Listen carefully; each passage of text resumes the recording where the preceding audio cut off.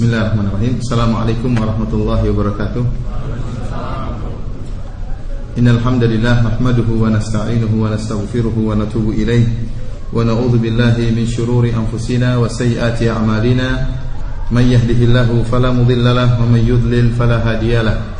Wa asyhadu an la ilaha illallah wahdahu la syarika lahu wa asyhadu anna Muhammadan 'abduhu wa rasuluhu la nabiyya ba'dahu. Ya ayyuhalladzina amanu taqullaha haqqa tuqatih wa la tamutunna illa wa antum muslimun. Ya ayyuhan nasu taqu rabbakumul ladzi khalaqakum min nafsin wahidah wa khalaqa minha zawjaha wa batha minhuma rijalan katsiran wa nisaa'a.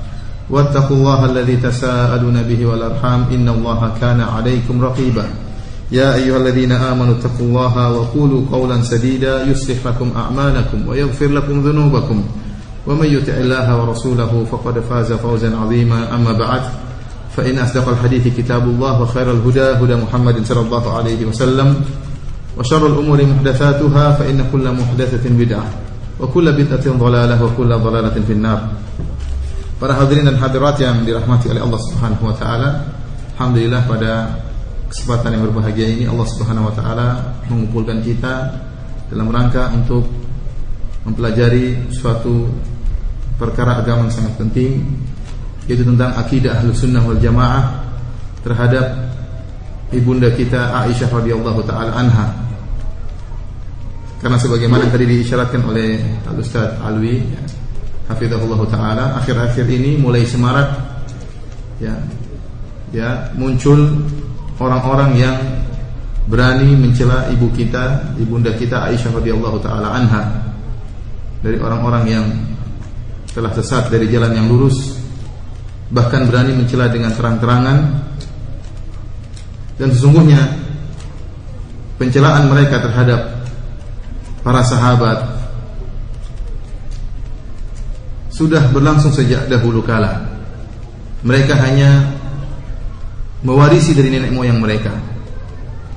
Bahkan pencelaan terhadap sahabat, terhadap Aisyah radhiyallahu taala anha dan sahabat-sahabat Nabi yang lainnya merupakan ibadah yang agung di sisi mereka. Bahkan dalam kitab yang terkenal di kalangan mereka yang menjadi umdah, menjadi kitab dasar dalam masalah akidah, yaitu Biharul Anwar karangan Al-Majlisi, disebutkan di antara doa yang paling mulia adalah doa yang dinisbahkan kepada Ali bin Abi Thalib, namun tidak benar. Bahwasanya doa tersebut, Allahumma al'an sonamai Quraisy wa jibtaihima wa tawutaihima wa ibnataihima, yang artinya ya Allah, laknatlah dua berhala orang Quraisy, maksudnya Abu Bakar dan Umar, dan laknatlah kedua setan dan togut orang-orang Quraisy, yaitu Abu Bakar dan Umar, dan laknatlah kedua putri mereka, itu siapa? Aisyah dan Hafsah. Jadi melaknat Aisyah adalah ibadah yang agung di sisi mereka. Bahkan disebutkan dalam kitab Biharul Anwar bahwasanya zikir ini, kata dia, azimu sya'ni wa rafi', bahwasanya zikir ini merupakan zikir yang sangat penting, kemudian sangat tinggi kedudukannya. Bahkan dia mengatakan min Karaimil Azkar, merupakan zikir yang sangat mulia. Zikirnya apa? Melaknat Abu Bakar, melaknat Umar, mengatakan mereka berdua tagut, mengatakan mereka berdua setan, dan melaknat kedua putri mereka, yaitu Aisyah radhiyallahu taala anha dan Hafsah radhiyallahu taala anha. Oleh karenanya kita tidak heran tatkala timbul di zaman sekarang serangan-serangan yang dimunculkan untuk mencela Aisyah radhiyallahu taala anha. Karena mencela Aisyah merupakan zikir yang sangat agung di sisi mereka. Zikir yang sangat agung, doa yang sangat agung di sisi mereka. Dan telah ditemukan dalam kitab Al-Khumaini, salah seorang tokoh dari kelompok ini, tokoh Syiah, dalam kitabnya Taharah, dia menyebutkan bahwasanya Aisyah radhiyallahu taala anha lebih akhbath, lebih buruk, lebih najis daripada anjing dan babi. Ini perkataan dia. Dia mengatakan secara jasad mereka tidak najis, tetapi pada hakikatnya mereka lebih wa in kanu akhbath, mereka itu Aisyah, Thalha dan Zubair akhbath lebih buruk, lebih najis daripada al-kilab wal khanazir, daripada anjing-anjing dan babi-babi. Ini diucapkan oleh Al-Khumaini yang sangat digandrungi oleh banyak pemuda di tanah air kita.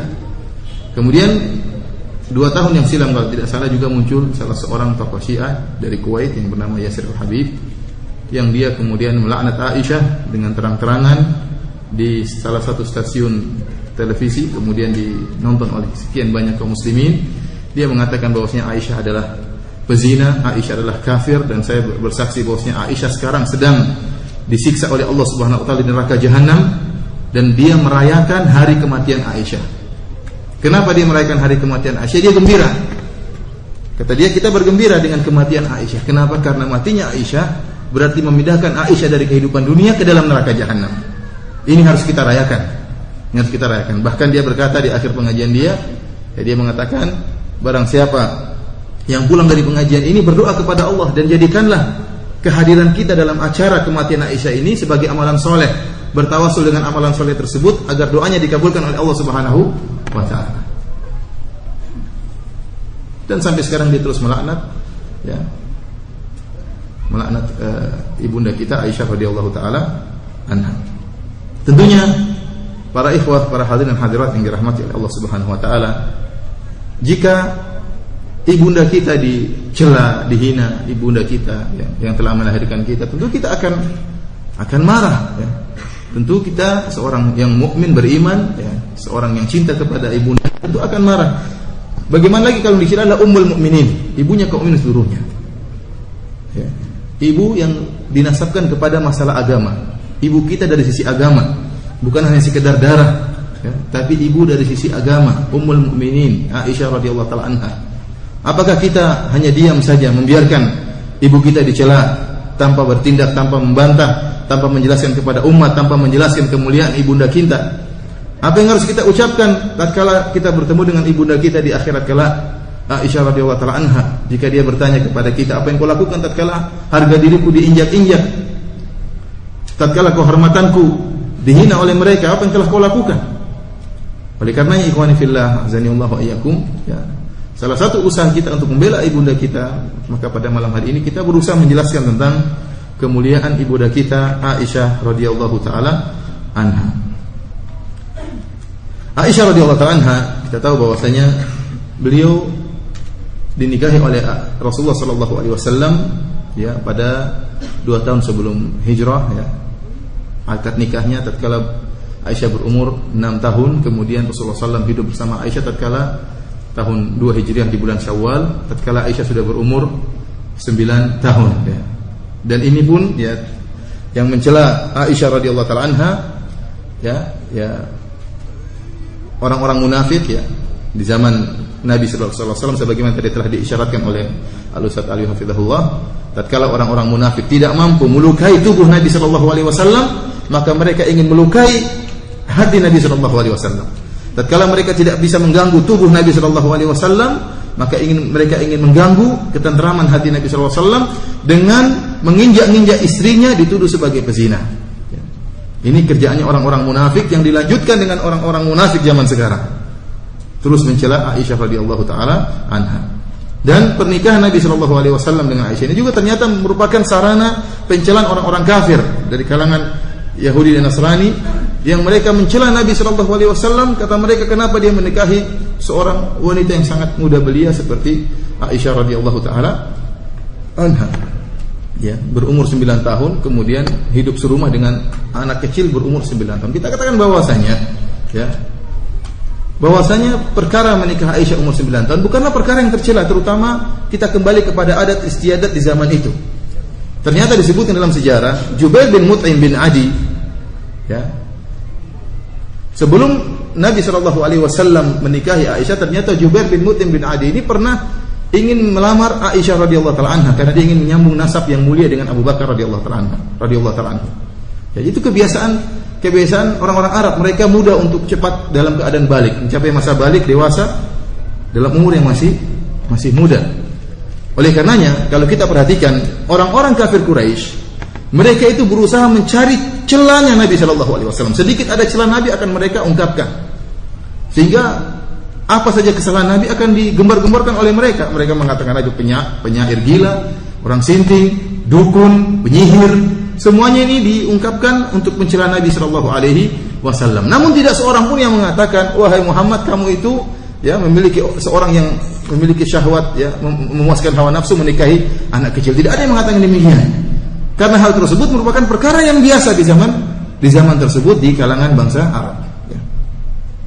Dan ternyata setelah dipelajari dari buku-buku sucinya orang-orang Nasrani, ternyata didapati bahwasanya ya Maryam ya, yang mengandung Isa alaihi salam, ternyata disebutkan dia mengandung Isa tatkala berumur 12 tahun dari hasil pernikahan dengan seorang yang An-Najjar yang berumur 87 tahun.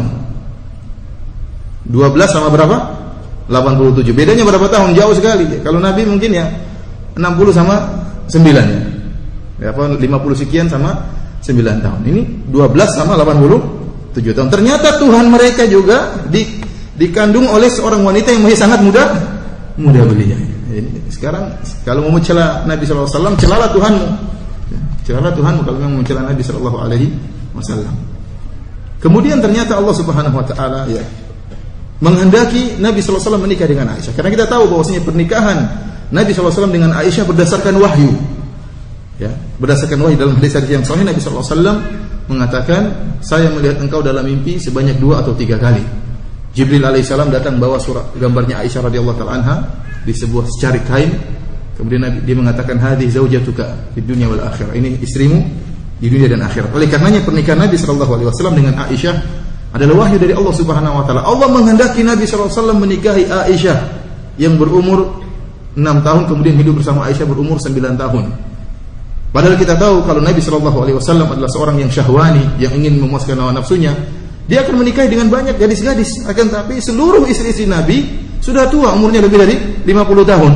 Bahkan ada yang lebih tua daripada Nabi sallallahu alaihi wasallam, dan tentunya ini perlu pembahasan tersendiri. Ya, akan tapi cuma satu-satunya yang masih dalam keadaan gadis yaitu Aisyah radhiyallahu taala anha yang berumur sangat muda.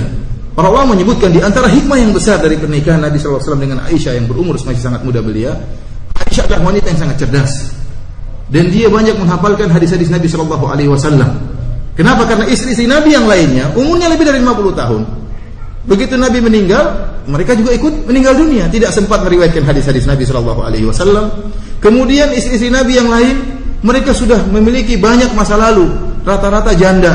Semuanya janda, sudah pernah menikah, entah ada yang nikah berapa kali, terus sudah memiliki kehidupan yang ya banyak sekali masa lalu. Berbeda dengan Aisyah ya, masih segar, masih muda, pikirannya masih bersih.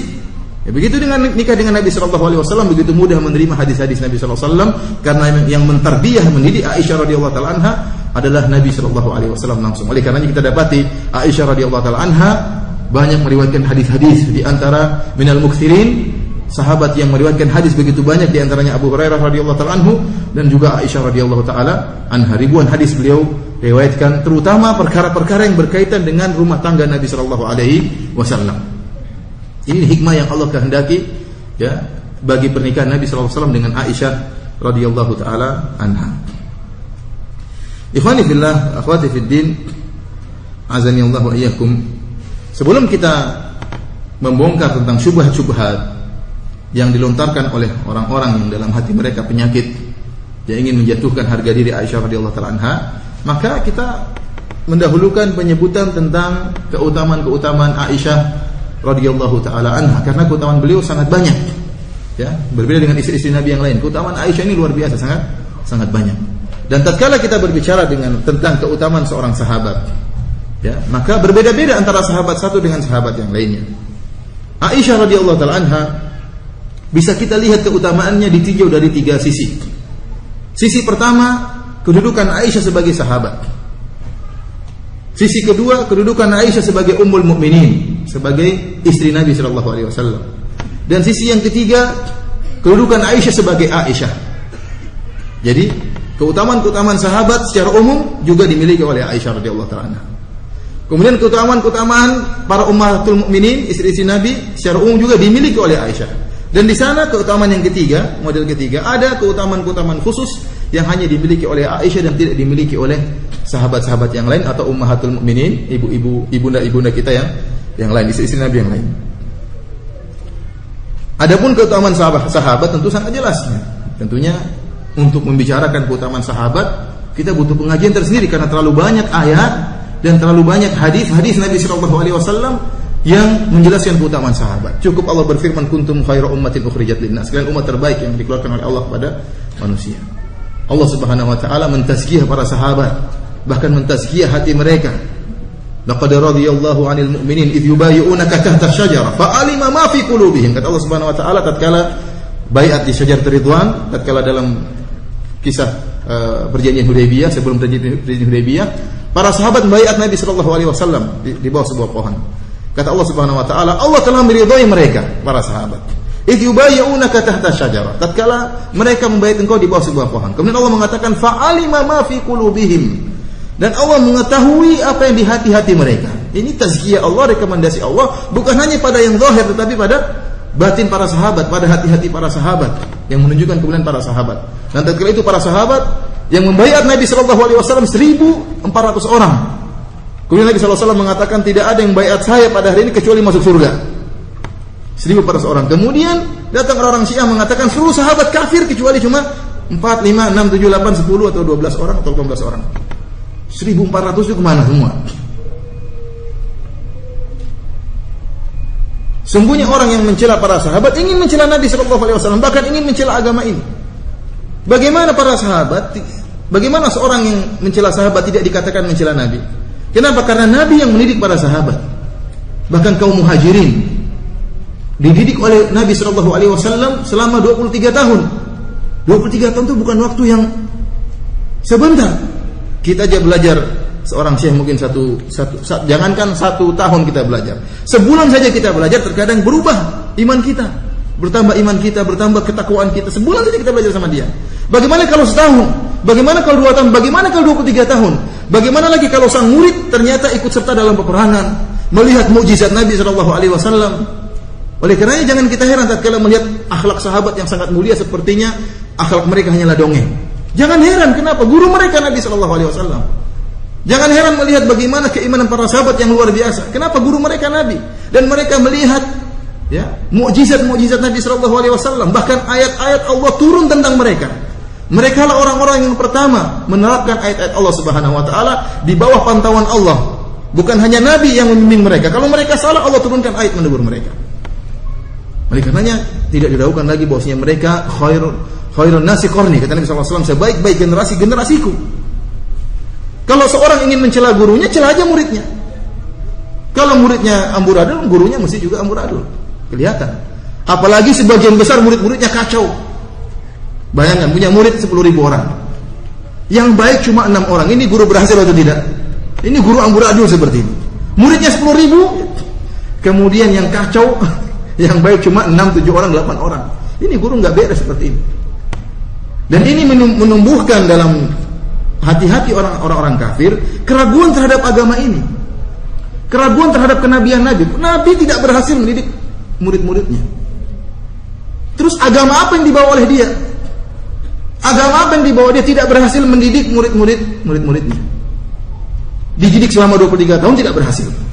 Ini merupakan celaan yang sangat parah. Kelaziman dari seorang mencela para sahabat Nabi sallallahu alaihi wasallam, dia mencela Nabi sallallahu alaihi wasallam, bahkan mencela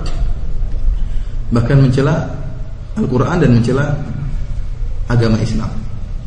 Bahkan mencela Allah Subhanahu wa taala. Kenapa Allah sudah tahu para sahabat bakalan kafir, bakalan murtad, kok masih dipuji dalam banyak ayat dengan ayat-ayat yang akan dibaca sampai hari kiamat kelak? Ini berarti Allah ingin menyesatkan manusia. Bagaimana Allah mencela suatu kaum yang mereka bakalan kafir, murtad, dengan suatu celaan yang kekal abadi dibaca sampai hari kiamat kelak? Seakan-akan Allah mengatakan ikuti mereka, namun sebenarnya mereka ini orang-orang murtad. Ini bukankah kelazimannya Allah ingin menyesatkan manusia? Berarti Al-Quran itu bukan petunjuk dan cahaya, tetapi adalah kegelapan dan kesesatan dan penyesatan. Ikhwani fillah akhwati fiddin, azani Allah wa iyyakum. Kalau para sahabat dididik oleh Nabi sallallahu alaihi wasallam, dan keluarlah generasi-generasi yang luar biasa keimanan mereka, luar biasa perjuangan mereka. Bagaimana lagi dengan Aisyah radhiyallahu ta'ala anha yang dididik khusus oleh Nabi sallallahu alaihi wasallam, yang sehari-hari hidup bersama Nabi sallallahu alaihi wasallam. Bagaimana kita mau ragukan tentang tarbiyah Nabi sallallahu alaihi wasallam kepada Aisyah radhiyallahu ta'ala anha yang hidup bersama Nabi sekitar 8 tahun dengan pendidikan yang khusus di rumah Nabi sallallahu alaihi wasallam. Akhlak Nabi dia lihat, salat malam Nabi dia lihat. Oleh karenanya kita tidak ragu tentang kemuliaan Aisyah radhiyallahu ta'ala. Ini secara umum kita katakan keutamaan para sahabat yang disebutkan oleh para ulama juga dimiliki oleh Aisyah radhiyallahu ta'ala anha. Kemudian jenis keutamaan kedua yang dimiliki oleh Aisyah adalah keutamaan para ummahatul mukminin. Allah Subhanahu wa taala telah memuliakan para istri-istri Nabi, terutama dalam surat Al-Ahzab. Allah menyebutkan beberapa ayat khusus tentang istri-istri Nabi. Di antaranya Allah Subhanahu wa taala berfirman, "Ya nisa'an nabi, lastunna ka ahadin minan nisa'i in taqaitunna." Wahai istri-istri Nabi, ya, sungguhnya kalian tidak sama dengan wanita-wanita yang lain jika kalian bertakwa. Menunjukkan istri-istri Nabi alaihi salatu wassalam adalah istri-istri yang mulia. Kalau orang-orang Syiah mereka datang ke kuburan wali-wali mereka untuk mencari keberkahan dari pasir-pasir yang ada di kuburannya. Ini pasir doang. Namun karena pasir tersebut kesetrum dengan badannya sang wali, pasir tadi dapat berkah, diambil dimakan atau disimpan jadi obat. Bahkan seperti disebutkan oleh salah seorang penulis yang mengatakan ada seorang imam dari Syiah yang kemudian berhubungan dengan seorang wanita kecil. Dan ayah dari wanita kecil tadi senang. Kenapa? Karena ketimpahan keberkahan dari imam tadi. Bagaimana dengan Aisyah radhiyallahu taala anha yang merupakan teman tidur Nabi sallallahu alaihi wasallam? Apa tidak tertimpa barokah? Mereka saja jangankan tubuhnya, cuma pasirnya saja yang kesetrum dengan tubuh sang wali saja sudah berkah. Apalagi Aisyah radhiyallahu taala anha yang istri-istri Nabi sallallahu alaihi wasallam yang tidur bersama Nabi sallallahu alaihi wasallam, dan kita tahu bagaimana jasad Nabi sallallahu alaihi wasallam penuh keberkahan. Oleh karena jelas bahwa istri-istri Nabi adalah istri-istri yang salihat, ya, yang dipuji oleh Allah Subhanahu wa taala dalam banyak ayat.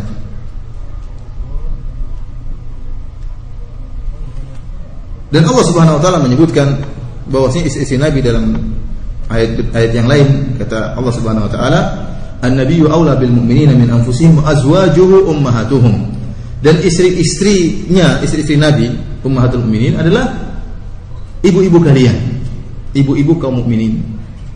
Oleh karenanya istri-istri Nabi kedudukannya seperti ibu kita, bukan dari sisi mahram, enggak, tetapi dari sisi penghormatan. Sebagaimana kalian menghormati ibu kalian, maka hormatilah istri-istri Nabi. Karena Allah menyatakan wa azwajuhu ummahatuhum, bahwasanya istri-istri Nabi adalah ibu-ibu mereka, ibu-ibu kaum mukminin. Bahkan kita lebih mendahulukan penghormatan kita kepada istri-istri Nabi daripada ibu kita sendiri. Karena ibu kita adalah sekedar nasab dari darah, adapun ibu-ibu kaum mukminin, istri-istri Nabi adalah ibu dalam agama yang telah dinaskan oleh Allah Subhanahu wa taala sebagai ibu-ibu kita. Barang siapa yang mencela istri Nabi sallallahu alaihi wasallam berarti telah mencela Nabi sallallahu alaihi wasallam. Oleh karenanya tatkala Aisyah radhiyallahu taala anha dituduh sebagai pezina dan Rasulullah sallallahu alaihi wasallam tidak tahu hakikatnya, Rasulullah SAW tidak tahu ilmu gaib sampai sebulan penuh, ya. Sebulan penuh Rasulullah SAW tidak tahu hakikatnya. Orang-orang menuduh Aisyah berzina. Rasulullah SAW bingung. Sampai Rasulullah SAW sangat sedih. Sampai Rasulullah SAW kemudian berkhutbah di hadapan banyak orang dari para sahabat.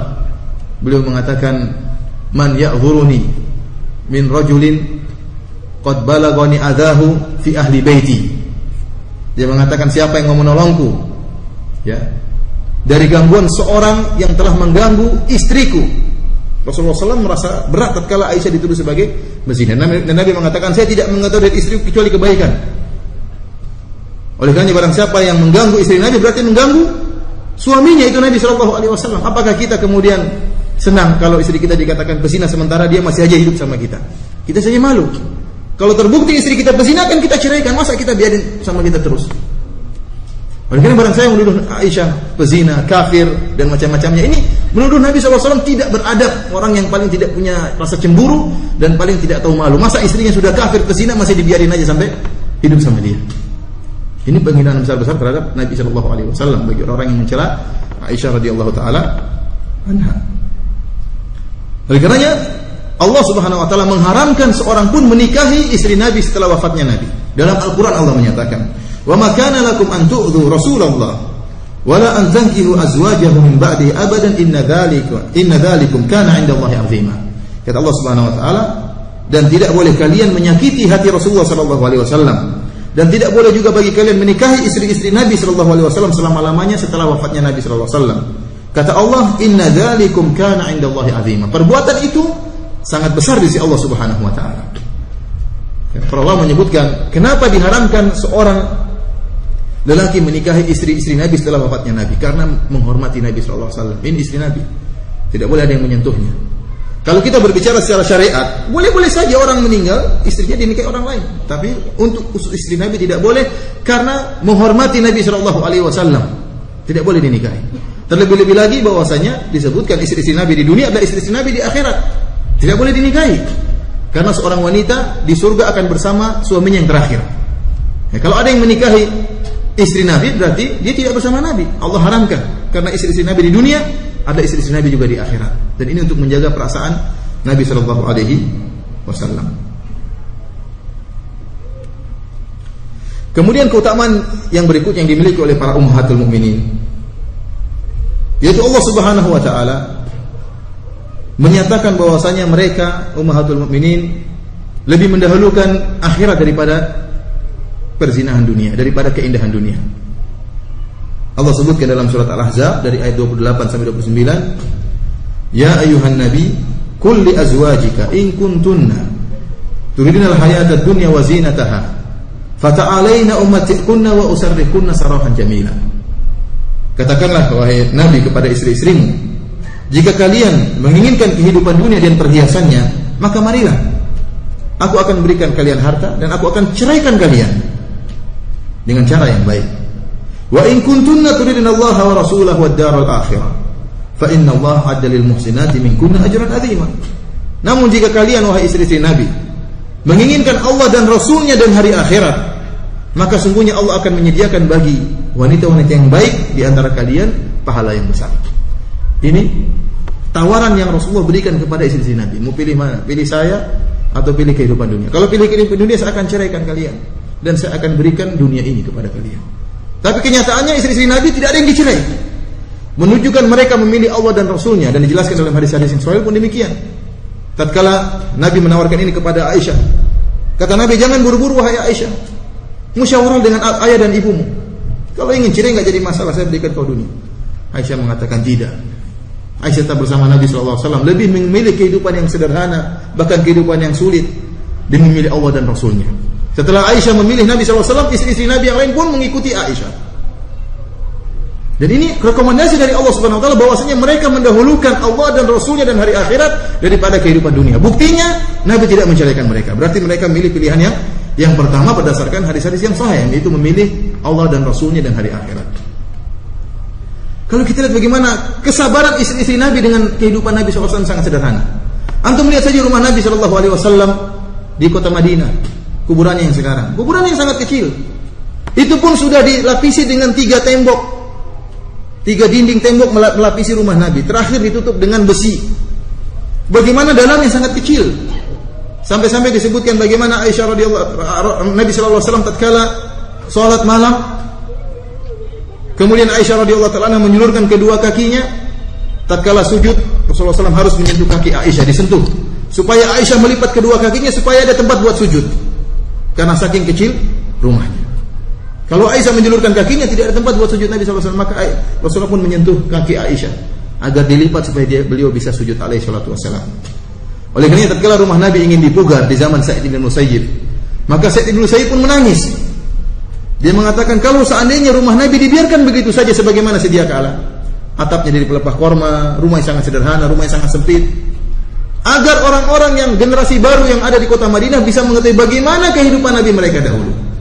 Dan agar orang-orang yang datang dari tempat jauh bisa mengetahui bagaimana rumah Nabi mereka dahulu. Rumah yang sangat sederhana, yang sangat kecil. Ini dijalani oleh istri-istri Nabi dengan penuh kesabaran. Ini rumah Aisyah radhiyallahu anha. Karena mereka milik Allah dan Rasulullah daripada kehidupan dunia. Kemudian renungkan juga perkataan Aisyah radhiyallahu anha. In kunna lanara al-hilal, thumma al-hilal, thumma al-hilal, thalathata ahillatin fi syahrain, wa lam yuqad fi buyuti azwajin Nabi sallallahu alaihi wasallam. Kata Aisyah radhiyallahu anha, kami pernah melihat hilal, kemudian lihat hilal lagi, kemudian lihat hilal lagi. 3 hilal kita lihat dalam 2 bulan dan tidak ada api dinyalakan sama sekali di rumah Nabi sallallahu alaihi wasallam. Istri-istri Nabi tidak ada yang masak, enggak ada yang bisa dimasak. Antum bisa? Istri zaman sekarang siapa yang bisa betah begitu?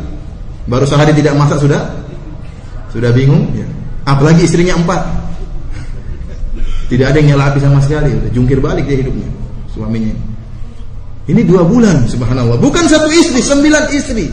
Walam yuqad fi buyuti azwajin Nabi sallallahu alaihi wasallam nar. 9 istri semuanya tidak ada dinyalakan api selama 2 bulan. Tidak ada yang dimasak. Bagaimana sebenarnya hidupnya Nabi sallallahu alaihi wasallam? Sampai dikatakan, "Mama ta'amukum." Apa yang kalian makan? Kata Aisyah radhiyallahu anha, "Aswadan." Cuma korma dengan air putih. Selama 2 bulan mampu? Sulit. Antum dikasih makan ya ayam yang mewah saja, ayam faham, ya, ayam faham itu enak kan? Atau taruhlah jangan nasi mandi kambing. 2 bulan berturut-turut makan nasi kambingnya bosan. 2 bulan enggak ganti-ganti bosan. Itu padahal nasi mandi kambing yang enak lezat. Apalagi cuma korma dan air putih selama 2 bulan. Ini kehidupan istri Nabi sallallahu alaihi wasallam. Dan Nabi sering kelaparan. Padahal kita dapati dalam hadis-hadis Nabi sallallahu alaihi wasallam pernah keluar rumah karena kelaparan. Dan Nabi sallallahu alaihi wasallam pernah mengikat perutnya karena kelaparan dengan batu. Dan Nabi sallallahu alaihi wasallam ya pernah datang menemui istrinya, tanya ada sarapan pagi atau tidak? Kata istrinya tidak ada. Idzan fa ana shaim, berarti saya puasa. Sering ini dialami oleh Nabi sallallahu alaihi wasallam. Istri-istrinya pun demikian, hidup yang sulit. Sampai sebenarnya ada hadis yang diriwayatkan oleh Aisyah tatkala ada seorang wanita yang minta makanan kepada Nabi sallallahu alaihi wasallam. Ternyata tidak ada di rumah Nabi apapun kecuali sebutir korma, cuma 1 korma aja. Ini korma terakhir. Akhirnya Aisyah memberikan kepada wanita tersebut. Akhirnya dibelah 2 untuk anak-anaknya. Bayangkan tidak ada persediaan makanan kecuali 1 butir korma. Ini kehidupan istri Nabi sallallahu alaihi wasallam. Oleh karenanya kenapa kita mencela istri-istri Nabi yang telah direkomendasi oleh Allah bahwasanya mereka mendahulukan kehidupan akhirat daripada kehidupan dunia yang semu dan sementara ini. Oleh karenanya ikhwani fillah azanillahu wa iyyakum, untuk memuliakan istri-istri Nabi, Allah mengharamkan Nabi untuk menikahi wanita yang lain setelah Nabi menyuruh mereka untuk memilih. Pilih saya atau pilih kehidupan dunia, terserah. Kalau pilih kehidupan dunia kita cerai. Kalau pilih saya siap dengan kehidupan yang sulit. Kemudian istri-istri Nabi seluruhnya 9-9-nya memilih Nabi SAW. Setelah itu Allah turunkan sebuah ayat untuk memuliakan istri-istri Nabi. Allah melarang Nabi untuk menikahi wanita yang lain. Dalam Al-Quran Allah Subhanahu Wa Taala berfirman, "La yahillu lakan nisa'u min ba'du, wa la an tabaddala bihinna min azwajin, walau a'jabaka husnuhun." Kata Allah Subhanahu Wa Taala, tidak halal bagi engkau wahai Muhammad sallallahu alaihi wasallam untuk menikahi wanita-wanita setelah itu, setelah pemilihan tadi. Dan tidak boleh engkau mengganti istrimu dengan wanita yang lain. Walau a'jabaka husnuhun, meskipun wanita lain tersebut cantik dan mengagumkan engkau. Ini dalam rangka untuk memuliakan istri-istri Nabi. Meskipun kata para ulama setelah itu ayat itu dinasakh, dimansuh. Nabi boleh menikah lagi. Jadi sempat Allah memuliakan istri-istri Nabi karena mereka lebih memilih akhirat daripada dunia, diharamkan bagi Nabi untuk menikahi wanita-wanita merdeka selain mereka. Kemudian kata para ulama setelah itu ayat itu dimansuhkan dan boleh bagi Nabi untuk menikahi wanita-wanita yang lain, akan tapi kenyataannya Nabi tidak menikahi yang lain. Karena Nabi memuliakan ke-9 istrinya yang rela hidup menderita bersama Nabi sallallahu alaihi wasallam.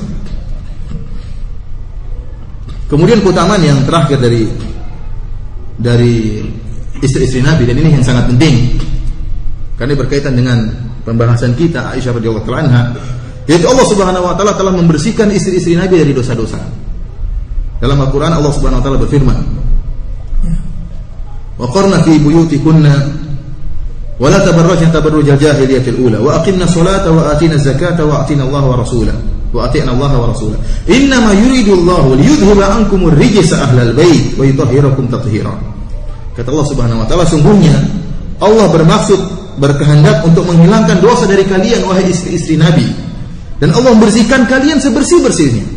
Yang dalam bahasa Arab, ya kalau antum belajar bahasa Arab, tathhira di situ disebutkan oleh Allah maf'ul mutlaq untuk menekankan. Wa yutahhirakum tathhira, untuk membersihkan kalian sebersih-bersihnya dari dosa-dosa. Ini ayat berkaitan dengan istri-istri Nabi sallallahu alaihi wasallam, ahlul bait, istri-istri Nabi sallallahu alaihi wasallam. Kalimat ahlul bait, keluarga yang ada di rumah, itu secara bahasa adalah istri-istri dan anak-anak yang tinggal sekeluarga seorang lelaki. Dan ini yang digunakan oleh Allah dalam Al-Quran. Kalimat ahlul bait maksudnya istri-istri Nabi dan anak-anaknya. Ini yang pertama kali yatabadar fi dzihn, yang pertama kali terbetik dalam otak kita tatkala kita mendengar keluarga seseorang. Artinya apa? Anak dan istri dan anak-anaknya. Oleh karena dalam ayat lain misalnya Allah menyebutkan tentang Ibrahim alaihissalam. Tatkala datang malaikat mengabarkan bahwasanya istrimu akan melahirkan, maka istri Nabi Ibrahim alaihissalam pun kaget. Maka Allah mengatakan tentang perkataan para malaikat, qalu ata'jabina min amrillah rahmatullahi wa barakatuhu alaikum ahlal bait innahu hamidum majid. Kata Allah Subhanahu wa taala, para malaikat berkata, apakah engkau wahai istri Ibrahim merasa heran tentang ketetapan Allah bahwa engkau akan punya anak?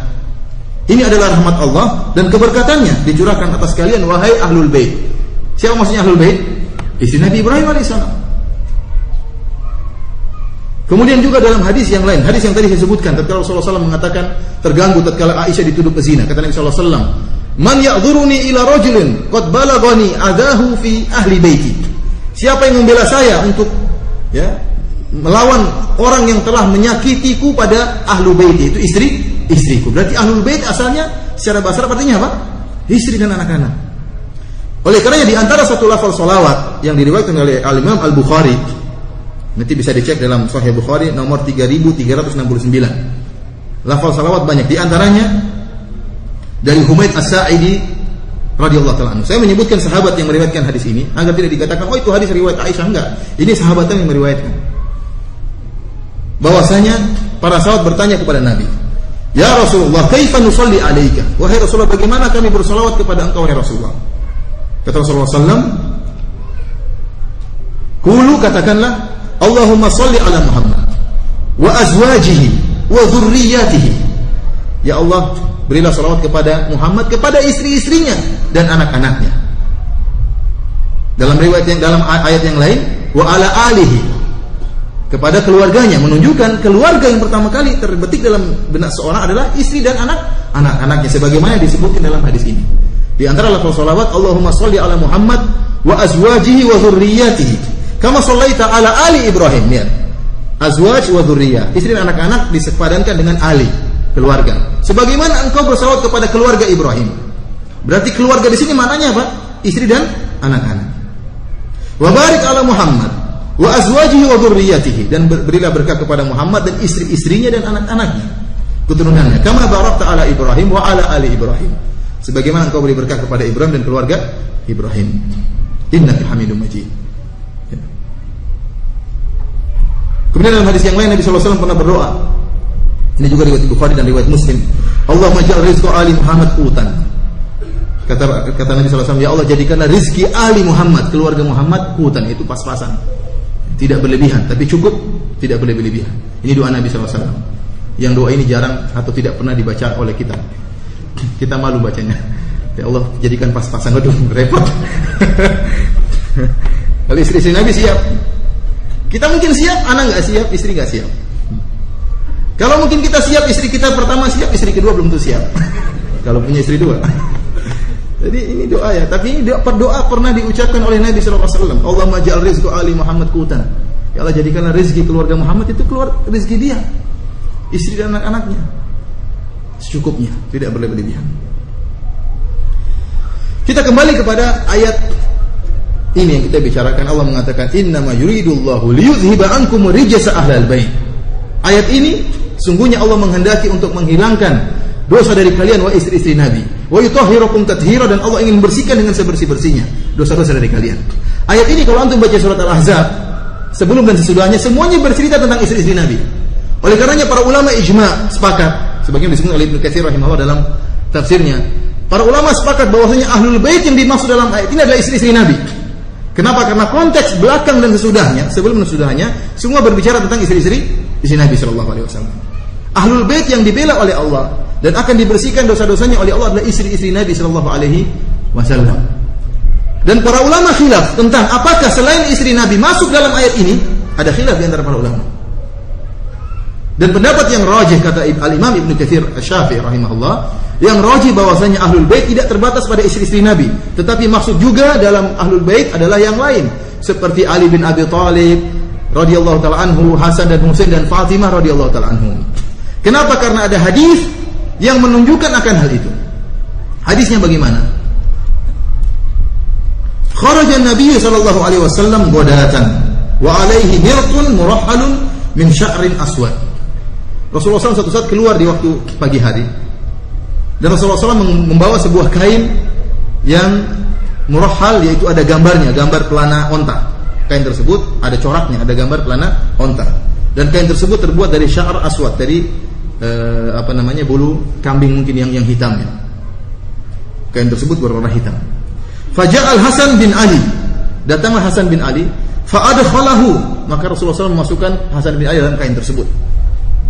Thumma ja'al Husain fadakhala ma'ahu, kemudian datang Husain radhiyallahu ta'ala anhu masuk juga dalam kain tersebut. Thumma ja'at Fatimah, kemudian datang Fatimah radhiyallahu ta'ala anha fa'adkhalaha, Nabi masukkan lagi Fatimah dalam kain tersebut. Thumma ja'a Ali, kemudian datang Ali bin Abi Thalib fa'adkhalahu, Nabi masukkan Ali dalam kain tersebut, ditutup oleh Nabi sallallahu alaihi wasallam. Kemudian Nabi sallallahu alaihi wasallam mengatakan, membaca firman ini, "Innama yuridullahu liyudhhiba 'ankumur rijsa ahlal bait wa yutahhirukum tathhira." Sungguhnya Allah berkehendak untuk membersihkan kalian dari dosa-dosa wahai ahlul bait dengan sebersih-bersihnya. Ini dalil bahwasanya yang dimaksud dengan ahlul bait bukan hanya istri-istri Nabi. Meskipun ada khilaf di antara para ulama apakah selain istri Nabi masuk dalam ayat ini, yang rajih masuk berdasarkan hadis ini. Tahukah Anda siapa yang meriwayatkan hadis ini? Yang meriwayatkan Aisyah radhiyallahu taala anha. Yang meriwayatkan hadis ini, Nabi membawa kain kemudian masukkan Hasan, Husain, Ali, Fatimah. Siapa yang meriwayatkan? Aisyah radhiyallahu taala anha. Kalau kalian mengkafirkan Aisyah, hadis ini berarti hadis yang batil. Paham? Berarti yang mulia hanya istri-istri Nabi, Ali, Fatimah, Husain tidak masuk dalam ayat ini. Akan tapi hadis ini hadis yang sangat diagungkan oleh orang-orang Syiah, ternyata diriwayatkan oleh Aisyah radhiyallahu anha. Bahkan tidak ada satu sanad pun, sahabat pun yang meriwayatkan hadis ini kecuali Aisyah dengan sanad yang sahih.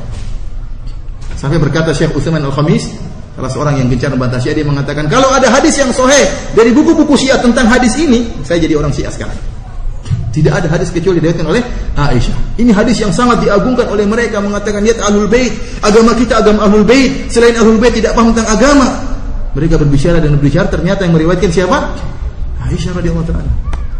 Mereka mengatakan, siapa yang lebih paham tentang agama? Bukankah Ali dididik sejak kecil oleh Nabi sallallahu alaihi wasallam? Kita bilang Aisyah juga dididik sejak kecil sampai meninggal bersama Nabi. Kalau Ali tahu kok Aisyah tidak tahu? Karena ini kontradiksi yang dilakukan oleh mereka. Kemudian ikhwani fillah wa akhwati fiddin azani Allah wa ikum. Keutamaan yang ketiga, keutamaan yang khusus yang berkaitan dengan Aisyah, agar kita tahu tentang keutamaan Aisyah radhiyallahu taala anha. Yang pertama, sebuah hadis yang diriwayatkan oleh Abu Musa Al-Asy'ari radhiyallahu taala anhu. Saya ingin memperkenalkan antum dengan siapa ini Abu Musa Al-Asy'ari radhiyallahu taala anhu. Abu Musa Al-Asy'ari radhiyallahu taala anhu adalah seorang sahabat yang mulia, yang dimuliakan oleh Ali bin Abi Thalib. Kenapa? Karena orang-orang Syiah menggambarkan bahwasanya Ali bin Abi Thalib perang sama Abu Bakar dan Umar. Ini selalu mereka dengung-dengungkan. Padahal Umar dan Abu Bakar kafir sebenarnya di mata Ali. Kita katakan ini penghinaan terhadap Ali. Kalau Ali tahu Abu Bakar dan Umar itu kafir, kenapa diam-diam saja? Kenapa tidak memberontak? Kenapa membiarkan kaum mukminin dipimpin oleh dua orang setan, dua orang tagut? Kenapa tidak berani melawan? Berarti Ali pengecut. Namun kenyataan tidak demikian. Kasih sayang di antara mereka sangatlah tinggi. Abu Musa Al-Asy'ari adalah orang yang dimuliakan oleh Ali bin Abi Thalib. Sehingga tatkala terjadi perang Siffin, terjadi fitnah perang antara pasukan Muawiyah dengan pasukan Ali bin Abi Thalib, maka diakhiri dengan damai dengan diutus dua hakim Satu hakim diutus oleh Ali bin Abi Thalib, satu hakim diutus oleh Muawiyah. Muawiyah mengirim Amr bin As radhiyallahu ta'ala anhu, yang juga orang yang mulia, dimuliakan oleh Nabi sallallahu alaihi wasallam. Sementara Ali mengutus siapa? Mengutus Abu Musa al-Asy'ari radhiyallahu ta'ala anhu. Jadi Abu Musa al-Asy'ari orang yang terpercaya, dipercaya oleh Ali bin Abi Thalib untuk menjadi hakam. Berarti orang yang diagungkan oleh Ali bin Abi Thalib. Ternyata Abu Musa al-Asy'ari ini sering memuji Aisyah radhiyallahu ta'ala anha. Kalau memang terjadi kebencian dan macam-macamnya, tentunya Abu Musa al-Asy'ari akan mengkafirkan Aisyah minimal, atau mengatakan dengan tuduhan yang tidak-tidak. Tetapi ternyata justru Abu Musa ini yang meriwayatkan hadis dan memuji Aisyah radhiyallahu ta'ala anha. Di antara hadis yang diriwayatkan Abu Musa al-Asy'ari tentang Aisyah, yang ini hadis yang sangat penting dalam keutamaan Aisyah, yaitu sabda Nabi sallallahu alaihi wasallam, "Kamula minar rijal katsirun wa lam yakmul minan nisa illa Asiyah imratu Fir'aun wa Maryam bintu Imran." Kata Nabi sallallahu alaihi wasallam, dari kalangan lelaki banyak yang sempurna, adapun tidak sempurna dari para wanita, jarang yang sempurna, hanya beberapa orang. Di antaranya kata Nabi sallallahu alaihi wasallam, Asiyah, istrinya Fir'aun, ini wanita yang sempurna. Kemudian Maryam bintu Imran, ya, ibunya Nabi Isa alaihissalam. Kemudian Aisyah radhiyallahu ta'ala anha, Nabi mengatakan, wa inna fadla Aisyah 'ala nisa ka fadli tsarid 'ala sa'iri ta'am. Sungguhnya keutamaan Aisyah di atas seluruh wanita sebagaimana keutamaan makanan tsarid di atas seluruh makanan. Hadis ini juga sahih, bukan hanya diriwayatkan oleh Abu Musa al-Asy'ari, diriwayatkan juga oleh Anas bin Malik radhiyallahu ta'ala anhu dalam Sahih Bukhari dan Sahih Muslim. Jadi ada dua sahabat yang meriwayatkan hadis ini. Yang pertama Abu Musa al-Asy'ari, orang yang sangat dipercaya oleh Ali bin Abi Thalib. Yang kedua adalah Anas bin Malik, yang bertahun-tahun berkhidmah menjadi pelayan Nabi sallallahu alaihi wasallam. Kata Nabi, fadlu Aisyah, ini menunjukkan kesempurnaan Aisyah, karena jarang wanita yang sempurna. Di antaranya Asiyah, di antaranya Maryam, di antaranya Nabi Aisyah radhiyallahu anha. Bahkan Nabi menambahkan, kata Nabi, wa fadlu Aisyah ala sa'irin nisa ka fadli tsarid ala sa'ir ta'am. Keutamaan Aisyah dibandingkan oleh seluruh wanita seperti keutamaan makanan tsarid dibandingkan dengan seluruh makanan. Bahkan sebagian ulama mengatakan Aisyah wanita terbaik. Dalilnya apa hadis ini? Karena Nabi mengatakan ala sa'irin nisa, dari seluruh wanita. Ini kata Nabi. Dan kalimat sa'ir dalam bahasa Arab artinya yang tersisa. Jadi kalau kita ambil 100, kita ambil tinggal 99. Sa'ir itu yang tersisa. Jadi keutamaan Aisyah dibandingkan sisa wanita yang lainnya, sebagian ulama mengatakan Aisyah wanita paling top dari seluruh wanita yang pernah ada. Akan tapi sebagian ulama mengatakan tidak, ini hanya menunjukkan keutamaan Aisyah, ya, tidak berarti dia lebih utama dari seluruh wanita. Karena ada Khadijah, para ulama khilaf mana yang lebih utama, Khadijah atau Aisyah. Para ulama juga khilaf mana yang lebih utama, Aisyah atau Fatimah. Karena ada hadis-hadis yang lain yang memuji Aisyah dan juga Fatimah dan juga Khadijah radhiyallahu taala anhunna. Sarid, ini perumpamaan yang dibuat oleh Nabi sallallahu alaihi wasallam tentang keutamaan Aisyah. Sarid adalah makanan yang terdiri atas tiga benda. Pertama adalah daging, yang kedua adalah khubz al-muqatta, yaitu roti yang dipecah-pecahin, dibelah-belah. Yang ketiga air, kuah, maraqah, kuah daging, ya, kaldu. Ini dicampur, jadilah makanan namanya sarid. Ini makanan yang disukai oleh Nabi sallallahu alaihi wasallam. Para ulama mengatakan kenapa Nabi menyamakan, dan itu makanan paling top di zaman Nabi sallallahu alaihi wasallam. Belum ada mandi, belum ada yang lainnya, belum ada tatkala itu. Ini paling top, ya. Paling top makanan Nabi sallallahu alaihi wasallam tatkala itu, ya. Karena makanan tersebut enak, lezat dan mudah dikunyah karena dagingnya sudah kena maraqah, kena air, kemudian ada khubznya, rotinya pun sudah tenggelam dengan air sehingga mudah untuk dimakan dan enak. Rasulullah SAW menyatakan ini makanan terbaik. Terbaiknya makanan ini dibandingkan dengan sisa makanan yang ada sama dengan terbaiknya Aisyah dibandingkan dengan seluruh wanita yang ada. Ini perumpamaan yang dibuat oleh Nabi SAW. Oleh karena itu ulama mengatakan ini menunjukkan akan cantiknya Aisyah, akan bahasanya yang halus, kemudian akhlaknya yang mulia, ya, mudah paham dan macam-macamnya. Karena sarid adalah makanan yang terbaik yang ada tatkala itu. Kemudian apa sih keutamaan Aisyah radhiyallahu ta'ala anha? Kenapa Nabi mengatakan Aisyah lebih utama dari seluruh wanita sebagaimana utamanya makanan sarid dibandingkan dengan makanan-makanan yang lain? Banyak sekali keutamaan Aisyah radhiyallahu ta'ala anha. Di antara yang kita sebutkan, beliau adalah wanita satu-satunya istri Nabi yang gadis. Satu-satunya istri Nabi yang gadis.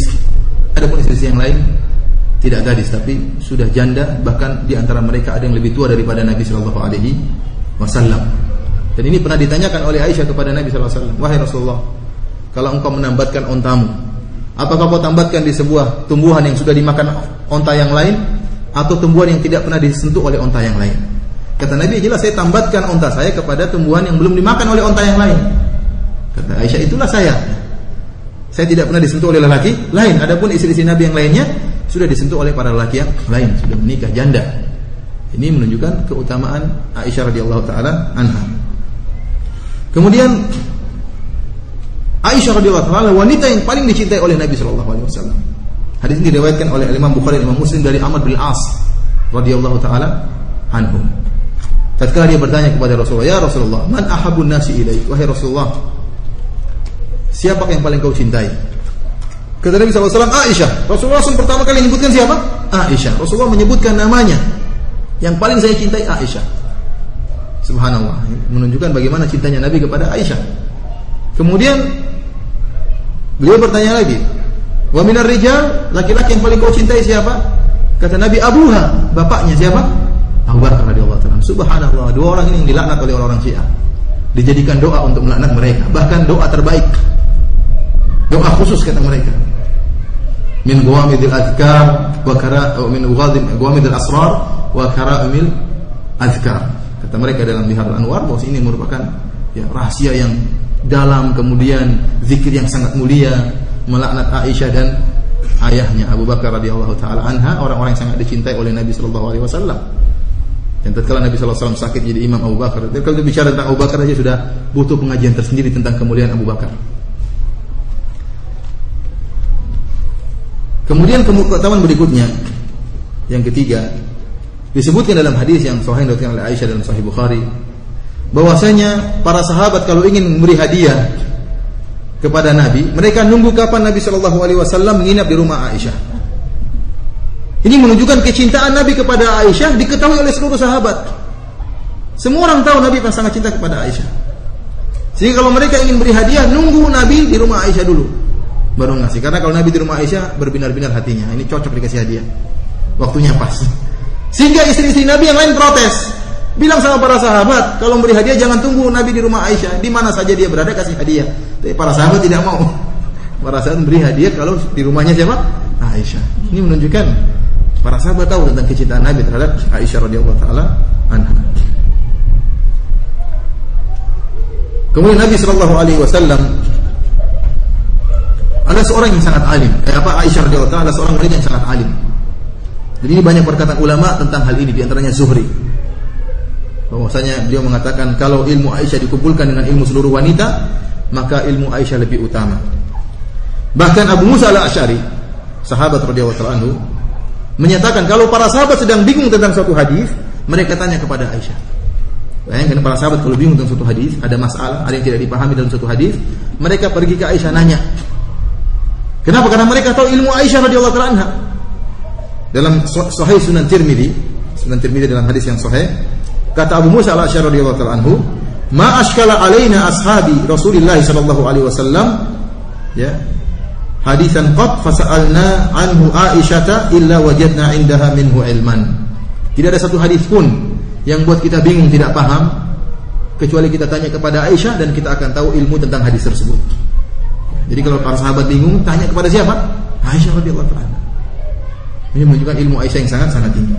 Demikian juga perkataan Masruq dari ada seorang bertanya, sa'alna Masruqan, kami bertanya kepada Masruq, hal kanat Aisyatu tuhsinul faraid? Apakah Aisyah tahu ilmu faraid? Fikih tentang faraid, harta waris, ilmu waris. Qala, kata Masruq, walladzi la ilaha ghairuh, demi zat yang tidak ada Tuhan selainnya, laqad ra'aitul akabira min ashabi Muhammad yas'alunaha 'anil faraid. Sungguh saya melihat pembesar-pembesar sahabat Nabi, para senior sahabat Nabi sallallahu alaihi wasallam, mereka bertanya tentang ilmu waris kepada siapa? Aisyah radhiyallahu taala anha. Ini menunjukkan tentang ilmu Aisyah radhiyallahu taala anha. Dan Disebutkan juga bahwasanya malaikat Jibril pernah kirim salam kepada Aisyah. Rasulullah SAW mengatakan, "Ya Aisyah, ada Jibril yukri'uki assalam." Wahai Aisyah, Jibril kirim salam sama engkau. Bayangkan yang kirim salam siapa? Jibril. Kita yang kirim salam Syekh aja begitu gembiranya, Syekh yang kirim salam. Padahal Syekh ini juga punya dosa. Ya. Apalagi yang kirim salam siapa? Jibril alaihissalam. Luar biasa ini. Kemudian keutamaan yang sangat mulia adalah Allah membela Aisyah. Bayangkan, Aisyah dibela oleh Allah Subhanahu wa taala. Dalam surat An-Nur, bahkan disebut oleh para ulama 16 ayat atau 17 ayat turun khusus tentang pembelaan terhadap Aisyah. Ayatnya banyak tentang kisah hadisatul ifk, tentang kisah dituduhnya Aisyah sebagai pezina. Allah turunkan sampai sekitar 16 ayat. Menunjukkan Allah perhatian dengan masalah ini agar menjadi pelajaran sampai seterusnya sampai hari kiamat. Khusus membela Aisyah bahwasanya Aisyah adalah wanita yang suci, tidak benar dia berzina. Bahkan Allah mengatakan di antara ayat tersebut, "Ya'idukumullahu an ta'udu limithlihi abadan in kuntum mu'minin." Kata Allah, Allah mengingatkan kalian jangan sampai kalian mengulangi perbuatan kalian selamanya kalau kalian masih beriman. Berdasarkan ayat ini para ulama sepakat, barang siapa yang menuduh Aisyah berzina setelah dibela oleh Allah, maka dia kafir. Maka dia kafir. Kenapa? Allah telah bela dan Allah mengatakan, "Ya'idukumullahu an ta'udu limithlihi abadan in kuntum mu'minin." Allah mengingatkan kalian jangan sampai kalian mengulangi tuduhan seperti ini selamanya kalau kalian masih beriman. Kalau ada yang mengulangi berarti dia sudah tidak beriman. Berarti ijma' ulama barang siapa yang menuduh Aisyah sebagai pezina, dia telah kafir kepada Allah. Kenapa? Telah mengingkari Al-Quran. Kalau satu ayat saja diingkari kafir, bagaimana kalau 16 ayat khusus turun masalah ini? Allah mengatakan al-khabithatu lil-khabithin wal-khabithuna lil-khabithat wat-thayyibatu lit-thayyibin wat-thayyibuna lit-thayyibat ulaika mubarra'un mimma yaqulun. Kata Allah Subhanahu wa taala, wanita yang buruk untuk lelaki yang buruk dan wanita yang baik-baik untuk lelaki yang baik. Kalau kamu menuduh Aisyah berzina, berarti suaminya dong yang dituduh juga. Suami buruk, tidak punya malu, masa istri berzina masih dibiarin saja. Oleh karenanya, barang siapa yang mencela Aisyah setelah turun ayat ini menuduh Aisyah berzina, maka dia telah keluar dari Islam. Demikianlah para hadirin yang dirahmati Allah Subhanahu wa taala tentang keutamaan Aisyah, ya. Dan kita tahu bahwa Nabi sallallahu alaihi wasallam tatkala sakit parah, beliau minta izin kepada istri-istri yang lain agar beliau istirahat di rumah Aisyah. Ingin di akhir hayat beliau di pangkuan Aisyah. Sambil beliau mengatakan aina ana godan yuridu yauma Aisyah. Saya besok tinggal di mana? Saya besok jatah nginapnya di mana? Rasulullah ingin nginap di rumah Aisyah. Sehingga Rasulullah SAW pun meninggal di pangkuan Aisyah, ya, di rumah Aisyah radhiyallahu taala anha dan dikuburkan di rumah Aisyah radhiyallahu taala anha. Oleh karena barang siapa yang mengaku-ngaku cinta kepada Nabi tapi membenci Aisyah, maka jangan datang ke rumah Aisyah. Tempat dikuburnya Nabi rumahnya siapa? Rumahnya Aisyah radhiyallahu taala anha. Dan setelah Nabi dikubur, Aisyah masih tinggal di situ. Masih tinggal di sana bersama. Masa pezina tinggal di Rasulullah dikuburkan di rumah pezina? Ini aib yang luar biasa. Masa Nabi dikuburkan di rumah wanita pezina dan wanita murtad? Apa mereka enggak mikir seperti itu? Allah membiarkan nabinya dikuburkan di rumah wanita pezina dan murtad, ya. Ini adalah sesuatu yang tidak masuk akal. Ikhwani fillah azanillahu wa iyyakum. Sebelum kita menyebutkan syubhat, ya, ada satu topik juga yaitu tentang kelaziman buruk dari mencela Aisyah. Setelah saya singgung sebelumnya, tapi saya mengkhususkan agar lebih tertanam dalam hati kita bahwasanya ada kelaziman-kelaziman buruk dari mencela Aisyah radhiyallahu taala anha. Yang pertama tadi telah kita singgung, barang siapa yang mencela Aisyah, menuduh Aisyah pezina, maka berarti dia telah melazimkan dia mencela Al-Quran, melazimkan dia mencela Allah. Allah telah salah dalam membela seorang wanita pezina. Dan ini melazimkan orang yang menuduh Aisyah pezina adalah orang tersebut keluar dari Islam karena mencela Al-Quran dan mendustakan 16 ayat dalam Al-Quran yang Allah turunkan khusus dalam rangka membela Aisyah. Kita lihat banyak sekali masalah-masalah Allah yang turunkan satu ayat, banyak sekali, satu ayat, dua ayat, berapa ayat. Ini khusus Aisyah 16 ayat. Karena ternyata wallahu alam memang ada orang-orang yang sampai sekarang masih menuduh Aisyah sebagai pezina. Kita lihat hukum yang lain cuma satu ayat, dua ayat. Kadang tidak ada ayatnya sama sekali, sering cuma hadis-hadis Nabi. Oleh karena Aisyah radhiyallahu taala anha yang mengatakan wala sya'ni ahqar. Saya merasa diri saya rendah untuk Allah membela saya dengan menurunkan Al-Quran. Saya sangka hanya Nabi diberikan wahyu melalui mimpi. Ternyata Allah turunkan ayat-ayat tutla, ayat-ayat yang dibaca sampai hari kiamat dibaca. Ini menunjukkan Allah benar-benar membela Aisyah, ya. Karena Allah tahu Aisyah adalah wanita yang sangat dicintai oleh Nabi sallallahu alaihi wasallam, dan Allah tahu bagaimana sakit hatinya Nabi tatkala Aisyah diganggu oleh orang-orang munafik. Kemudian kelaziman yang kedua sebagaimana saya singgung tadi, bahwasanya mencela Aisyah berarti mencela Nabi sallallahu alaihi wasallam. Mencela istri seseorang berarti mencela harga diri Nabi sallallahu alaihi wasallam. Kalau Aisyah adalah wanita yang pezina dan murtad, kok Nabi tega-tega tetap berumah tangga dengan Aisyah? Allah mengatakan wala tumsiku bi ismil kawafir. Tidak boleh laki-laki, ya, menikah dengan seorang wanita yang musyrikah, tidak boleh. Kita boleh menikah dengan ahlul kitab dari Yahudi dan Nasrani. Wanita Yahudi atau Nasrani boleh menikah dengan seorang laki muslim. Tetapi kalau wanita tersebut musyrikah atau murtad, maka tidak boleh dinikahi oleh seorang lelaki. Ini kalau Aisyah pezina, sudah bukan cuma murtad, pezina lagi. Kok masih bersama Nabi sallallahu alaihi wasallam? Nabi enggak beres kalau begitu. Waliyadzubillah. Dayus, ini orang tidak punya cemburu. Tidak punya malu kalau kita katakan dalam bahasa kita. Ini kelaziman yang sangat buruk. Kelaziman sangat buruk. Pencelaan terhadap Aisyah adalah pencelaan terhadap Nabi sallallahu alaihi wasallam.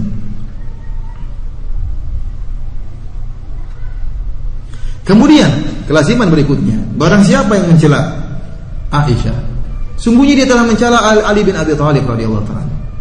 Orang-orang mereka mengatakan Aisyah tatkala keluar dalam perang Jamal dia murtad. Kenapa? Karena ingin menjatuhkan khilafah Ali bin Abi Thalib. Kita bilang taruhlah benar.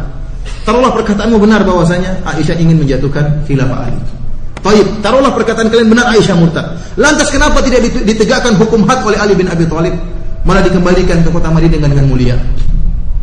Harusnya ditegakkan had, dipenggal di hadapan kaum muslimin. Malah dibela oleh Ali, dibiarkan pulang ke kota Madinah. Ini menunjukkan Ali pengecut, tidak berani menegakkan hukum Islam. Dan orang yang tidak menegakkan hukum Islam berbahaya, ya, berbuat fasik. Faulaika humul fasiqun, humul zalimun, humul kafirun, kata Allah Subhanahu wa taala. Wa man lam yakum bima anzalallah, faulaika humul fasiqun, faulaika humul zalimun, faulaika humul kafirun. Barang siapa yang tidak menegakkan hukum Allah, maka dia orang zalim, orang fasik, orang kafir. Karena memang Aisyah tidak dikafirkan oleh Ali bin Abi Thalib radhiyallahu taala anhu. Kemudian kita tahu kenapa orang-orang Syiah begitu bergelut ingin menjatuhkan Aisyah.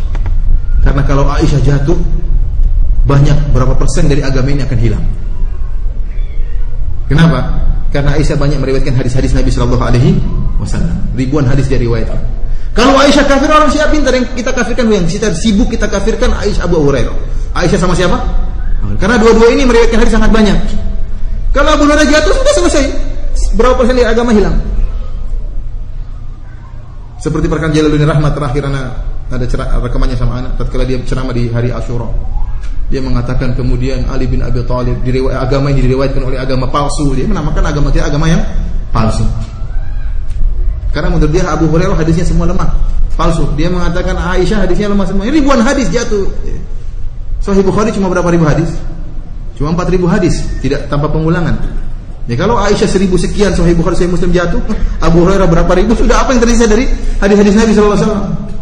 Sehingga jadilah Al-Quran ditafsirkan dengan tafsiran para imam mereka yang maksum, yang tidak mungkin salah kata mereka. Ini adalah tentunya perkataan yang batil, yang berbahaya. Inilah sebab kenapa mereka begitu kasak-kusuk ingin menjatuhkan Aisyah dan juga Abu Hurairah, karena dengan jatuhnya Aisyah dan Abu Hurairah jatuhlah banyak dari agama ini. Dan terakhir kita akan menyebutkan tentang beberapa syubhat yang digembar-gemborkan oleh sebagian orang yang punya penyakit dalam hatinya dalam rangka menjatuhkan Aisyah radhiyallahu taala. Di antaranya mereka mengatakan Aisyah mulutnya kotor. Disebut dalam dua hadis Aisyah pernah membuat ghibah. Rasulullah SAW, Aisyah meriwayatkan satu hadis, kata Aisyah radhiyallahu anha, saya pernah menyatakan kepada Nabi tentang Sofiyah. Timbul kecemburuan Aisyah kepada Sofiyah. Kemudian Aisyah mengatakan, innaha qasira. Sofiyah itu pendek. Cukup engkau, saya aja. Aisyah itu Sofiyah pendek. Tatkala mendengar hadis tersebut, Rasulullah SAW pun marah. Rasulullah mengatakan, "Laqad qulti kalimatan law muzijat bima'il bahr lamazajat." Wahai Aisyah, engkau telah mengucapkan satu kalimat yang busuk, kalau dicampur dengan laut akan berubah air laut tersebut. Ya, ini perkataan Nabi menegur siapa? Aisyah. Sebelumnya kita katakan, para sahabat adalah umat terbaik. Istri-istri Nabi adalah istri-istri terbaik, bahkan istri-istri teladan. Tetapi tatkala kita mengatakan para sahabat umat terbaik, bukan berarti mereka maksum. Bukan berarti mereka maksum, mereka juga punya kesalahan. Tetapi kesalahan mereka dibandingkan dengan kebaikan mereka sangatlah banyak. Bisa jadi mereka tobat dari kesalahan itu, dan ini yang kita husnudzonkan bahwasanya mereka tobat dari kesalahan tersebut. Masa Aisyah ditegur oleh Nabi kemudian tidak bertobat? Dia itu bertobat setelah itu. Kalaupun mereka tidak bertobat, ya, kalaupun itu salah, terlalu banyak kebaikan yang mereka lakukan dan rekomendasi Allah Subhanahu wa taala dan rekomendasi secara umum, rekomendasi Nabi sallallahu alaihi wasallam terhadap mereka. Namun tidak sebagaimana digembor-gembor oleh orang Syiah. Seperti Jalaluddin Rahmat mengatakan seakan-akan para sahabat sakral tidak punya salah. Enggak, kita tidak demikian. Kita tidak meyakini mengagungkan para sahabat tidak melazimkan kita menyatakan mereka maksum. Enggak. Mereka juga manusia punya kesalahan, tapi kesalahan mereka sedikit. Berbeda dengan orang Syiah yang menyatakan imam yang mereka maksum enggak mungkin salah. Makanya tatkala Jalaluddin Rahmat kemudian menyampaikan ceramah dalam hari Asyura, yang mengatakan assalamualaikum para imam yang maksumin, kata dia.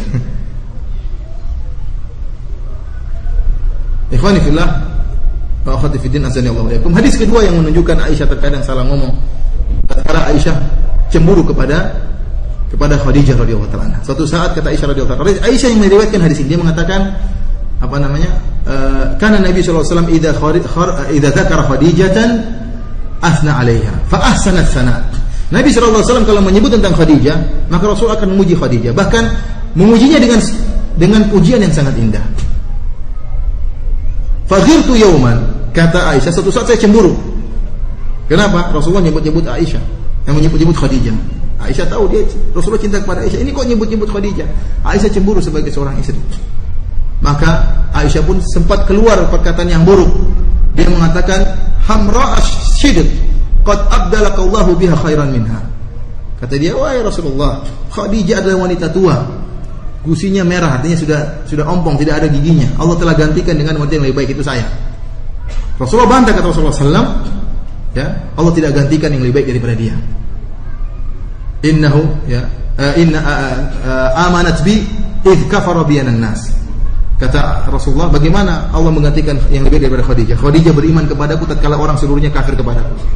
Wa saddaqatni hina kadzabani an-nas. Khadijah membenarkan aku tatkala seluruh manusia mendustakan aku. Wa wasatni bimaliha, dan dia bantu aku dengan hartanya. Ini kesalahan ucapan yang dilakukan oleh Aisyah radhiyallahu taala anha. Ini bukan berulang, ini masih kecil. Aisyah ini umur berapa? Umur 9 tahun hidup bersama Nabi sallallahu alaihi wasallam, masih kecil. Dan yang membuat dia ngomong demikian kenapa? Karena cemburu. Dan ini dimaafkan oleh Nabi sallallahu alaihi wasallam. Nabi kemudian tidak menjadikan itu bahan celaan kepada Aisyah, bahkan Nabi mengatakan orang yang paling cinta Aisyah. Dan ini pelajaran bagi Aisyah. Dan Aisyah di antara sifat jujurnya, dia meriwayat itu kesalahan dia. Itu orang pada dasarnya punya kesalahan ditutupi, tidak diriwayatkan. Tetapi Aisyah untuk menjelaskan keutamaan Khadijah, dia menceritakan aib dia. Saya pernah salah. Dalam rangka menjelaskan kepada kita tentang bahaya ghibah, dia meriwayatkan, saya pernah berghibah, saya salah. Dia ucapkan kepada Nabi dan dia riwayatkan, padahal itu menjatuhkan dirinya. Ini menunjukkan jujurnya siapa Aisyah radhiyallahu taala anha. Dan itu hanya 1-2 kali saja. Bagaimana dengan hadis-hadis yang lain? Pujian Nabi apakah kemudian dijatuhkan? Apakah kita menuduh Aisyah kerjaannya ghibah terus? Enggak. Justru dia meriwayatkan hadis ghibah tersebut supaya kalian tidak terjatuh sebagaimana dia pernah salah. Ini mereka dibalik sama mereka. Tuh Aisyah tukang ghibah, Aisyah mulutnya kotor. Gimana kotor cuma 1-2 kali, itu pun yang meriwayatkan dia. Antum kalau mengkafirkan Aisyah jangan percaya. Kalau antum mengkafirkan Aisyah jangan percaya hadis tersebut.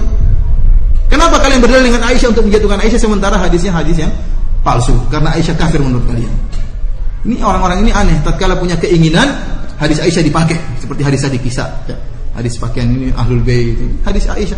Begitu tidak suka dengan Aisyah, wah hadisnya palsu. Pendusta, pezina, orang kafir murtad. Ini tidak benar. 2 timbangan, tidak benar. Ini sama dengan mereka meriwayatkan tentang hadis Rasulullah menolak sahabat dari haud, dari danaunya. Ternyata yang meriwayatkan sahabat-sahabat yang mereka kafirkan. Ini lucu. Mereka kafirkan para sahabat, sementara untuk mengkafirkan para sahabat mereka meriwayatkan hadis yang diriwayatkan oleh orang-orang yang mereka kafirkan. Ini 2 timbangan. Kemudian ikhwani fillah, azani Allah wa iyyakum. Ini syubhat yang pertama, itu tidak benar syubhat tersebut. Syubhat kedua yang buat mereka mengkafirkan Aisyah, adalah firman Allah Subhanahu wa taala, "In tatuba ila Allah faqad sagat qulubukuma." Itu saat Aisyah radhiyallahu taala anha cemburu kepada Zainab binti Jahsy. Zainab binti Jahsy inilah seorang wanita yang sangat salehah dan juga dicintai oleh Nabi sallallahu alaihi wasallam. Makanya tatkala terjadi hadisatul ifk, tatkala Aisyah dituduh pezina, yang cemburu kepada Aisyah, yang ikut menuduh Aisyah sebagai pezina adalah Hamnah binti Jahsy, saudari perempuannya Zainab, karena membela kakaknya. Tetapi Zainab, kata Aisyah, Allah menjaga lisannya. Tatkala ditanya oleh Nabi SAW, dia mengatakan, saya tidak mengetahui Aisyah kecuali kebaikan. Kata Aisyah, wahiyya allati samatni fi manzilah inda Rasulullah SAW. Dialah Zainab yang menyaingiku dalam masalah kedudukan di hati Rasulullah SAW. Dan Zainab inilah orang yang terkenal banyak sedekah, yang disebutkan oleh Nabi SAW bahwasanya orang yang pertama kali meninggal di antara kalian adalah tangannya yang paling panjang. Setelah Nabi meninggal, maka mereka ukur-ukuran tangan. Ternyata yang meninggal di luar adalah siapa? Zainab. Tangan panjang karena sering bersedekah. Kalau kita tangan panjang mencuri, kalau Nabi tangan panjang itu artinya sedang bersedekah, mengulurkan tangannya untuk bersedekah.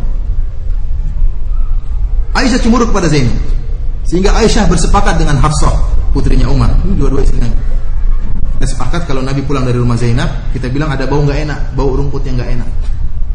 Padahal Nabi baru minum madu di rumah Zainab.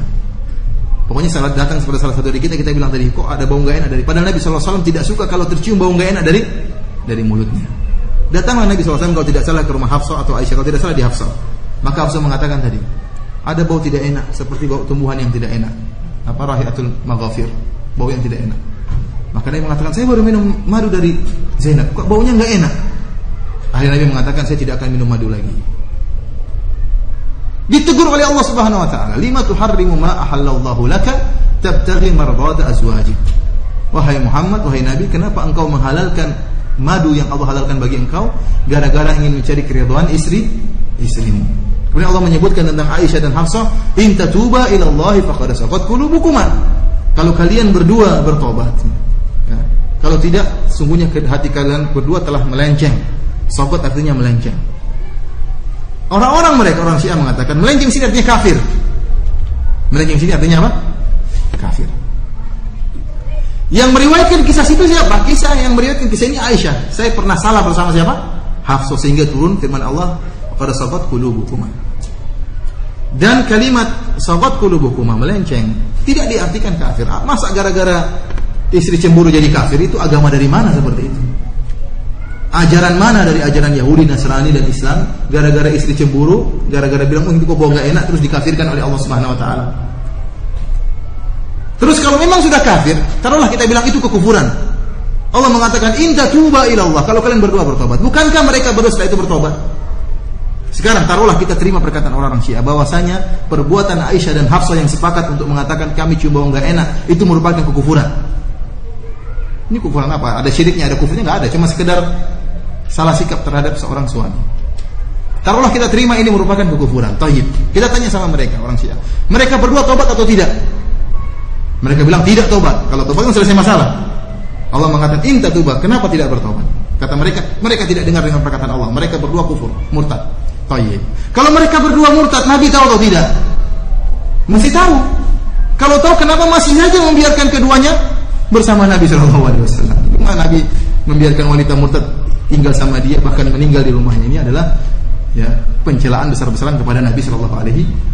Yang benar itu hanyalah kesalahan yang timbul di antara dharair, di antara wanita-wanita yang dimadu. Sebagaimana Ibrahim alaihissalam pernah waktu nikah sama Siti Hajar, maka Siti Sarah cemburu dan berjanji untuk memotong siapa? Siti Hajar. Ini pernah terjadi di nabi-nabi sebelumnya. Lantas apakah kita bilang Siti Sarah juga kafir? Ini masih mending cuma ngomong ada bau nggak enak. Ini saya mau potong siapa? Memotong Siti Hajar. Ini kecemburuan yang timbul terkadang yang buat seorang wanita tidak ngomong tidak stabil, dan kita husnuzan bahwasanya keduanya telah bertobat, ditawarkan tobat oleh Allah Subhanahu wa taala. Kemudian syubhat yang terakhir yang disebutkan oleh mereka seringnya itu tentang keluarnya Aisyah radhiyallahu taala anha ikut serta dalam perang Jamal. Ikhwani fillah, ini syubhat. Mereka mengatakan Aisyah tidak menerima khilafah Ali bin Abi Thalib, sehingga dia ingin menyerang dan ingin membunuh Ali bin Abi Thalib. Ikhwani fillah wa akhwati fillah, inilah kedustaan yang sering disebarkan oleh mereka. Saya katakan, tatkala berbicara tentang sejarah, kita harus meriwayatkan dari riwayat-riwayat yang sahih. Tatkala suatu sejarah berkaitan dengan hukum, maka kita harus berbicara sebagaimana kita memeriksa hadis. Kalau sejarah itu hanya cerita dongeng, tidak dibangun di atasnya suatu hukum agama, maka tidak perlu kita terlalu ketat dalam masalah sejarah. Tetapi tatkala sejarah tersebut dibangun di atasnya hukum agama, maka harus kita ketat. Kita periksa sanadnya. Saya katakan sama antum, jangankan 1400 tahun yang lalu. Taruhlah sekarang ada perkelahian di depan masjid. Kita tidak hadir, kita dalam masjid lagi pengajian, tiba-tiba ada orang Bangladesh berkelahi sama orang Pakistan, duduk tahu-tahu lari keduanya dalam masjid, minta tolong, telepon polisi, ditangkap. Sekarang saya tanya sama antum, kira-kira kalau ditanya apa sih yang terjadi? Banyak versi enggak nanti? Padahal kejadiannya cuma berapa meter di belakang kita. Dan kalau kita tanya banyak versi, ada yang bela ini, ada yang bela anu, banyak. Yang menceritakan pendusta, ada yang jujur, bingung. Bagaimana dengan kejadian 1400 tahun lalu? Terlalu banyak riwayat-riwayat yang dusta yang sampai. Dan orang-orang Syiah mereka berpegang kepada riwayat Abu Mikhnaf Lut bin Yahya, dan ini kadzab indal ulama, dusta di kalangan para ulama, pendusta. Riwayat-riwayat dia banyak ya membela kaum Rafidhah Syiah, dan dia adalah pendusta menurut para ulama. Dan ada risalah khusus, risalah ilmiah ya tentang marwiyat Abi Mikhnaf, tentang hukum periwayatan Abu Mikhnaf ini, karena dialah yang menyebarkan kedustaan. Dan riwayat-riwayat dia banyak bertentangan dari riwayat-riwayat orang-orang yang siqat, orang-orang yang jujur dan terpercaya. Kalau kita pelajari dari riwayat-riwayat yang sahih saja, kita dapati bahwasanya kejadian ini tidak sebagaimana dibayangkan oleh orang-orang Syiah. Bahwasanya kita tahu tatkala Utsman bin Affan radhiyallahu ta'ala anhu meninggal dalam keadaan dizalimi. Datang orang-orang Khawarij sekitar 2000 orang, kemudian mengepung Utsman, kemudian membunuh Utsman dalam keadaan Utsman baca Al-Qur'an. Setelah itu meninggalnya Utsman sekitar tahun 35 Hijriah. Maka banyak orang-orang yang menuntut agar para pembunuh Utsman ditegakkan hukum had, ditangkap dan ditegakkan hukum had. Terutama dari Muawiyah radhiyallahu ta'ala anhu yang merupakan ya keluarga dekat dengan Utsman radhiyallahu ta'ala anhu. Namun Muawiyah berada di Syam. Tatkala itu banyak sahabat yang ada di Mekah. Terbunuhnya Utsman tanggal 18 Zulhijjah tahun 35 Hijriah, musim haji. Sehingga banyak sahabat yang lagi di Mekah hajian, di antaranya Aisyah radhiyallahu taala anha lagi hajian di Mekah. Sampailah kabar bahwasanya Utsman terbunuh.